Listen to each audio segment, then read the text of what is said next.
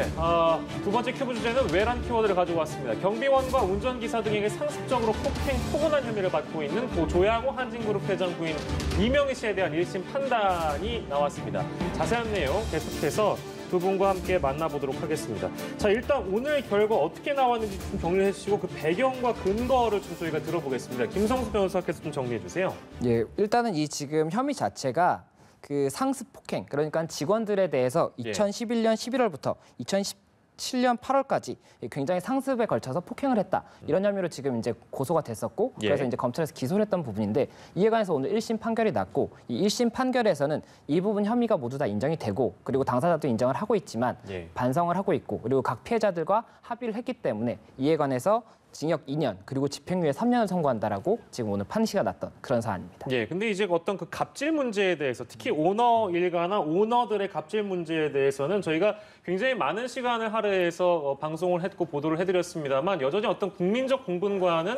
거리가 먼 판결이 나오는 거 아니냐라는 지적들이 이제 시청자 여러분, 대중들을 통해서 나오고 있기 때문에 그 부분은 어떻게 봐야 될까요? 정말 국민들이 볼 때는 조금 답답합니다. 재판부의 판결이. 물론 재판부 입장에서는 법리를 따져서 하는 거니까 제가 사법부의 판단에까지 그렇게 비판하고 싶진 않아요. 다만 그럼에도 불구하고 지금 오늘 발표된 내용의 주 내용은 이렇습니다. 폭력의 상습성은 인정된다고 분명히 봤어요. 그렇게 판시를 했습니다. 폭력이 상습적으로 이루어진 건 분명해요. 그러나 범행 대부분을 인정하고 그리고 모든 피해자와 합의한 점이 고려됐다고 그랬어요. 제가 볼 때 합의 문제가 제일 중요했다고 봐요. 그래서 저는 집행유예가 나오지 않았나는 생각이 드는데 이렇게 되면요.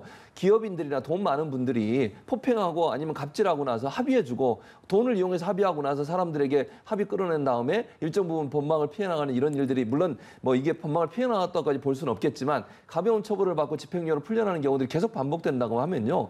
우리 사회 이런 갑질이나 아니면 사회 그 지도층이라고 소위 얘기하는 경제적으로 부유한 층이 과연 이런 문제를 심각하게 받아들일 수 있을까 하는데 상당히 저는 심각하게 받아들인다고 생각을 합니다. 이런 일이 반복되면 반복될수록 갑질 행위가 없어지겠습니까? 법원이 이렇게 판결을 내리면 내릴수록요. 유죄는 인정하면서 집행유예로 계속 풀어주면 앞으로도 이런 일이 또 일어나지 않을 거라고 누가 보장할 수 있겠습니까? 갑질 행위라고 하는 것은 인간성의 어떤 말살이고요. 인간의 존엄성에 대한 말살입니다. 이런 행위를 한 사람에 대해서는 좀 더 엄격하게 가야 된다고 저는 봐요. 아무리 합의를 했어도 정상 참작을 그렇게까지 집행유예까지 가지 말고 뭔가 좀 엄하게 처벌해서 이런 일들을 범했을 때는 어떤 엄한 처벌이 오는지에 대한 경각심을 보여주는 것이 사회적으로 필요한 상황이 아닌가 이런 생각이 듭니다. 네, 이명희 씨의 1심 선고 내용 저희가 짧은 시간 동안 정리를 해봤습니다.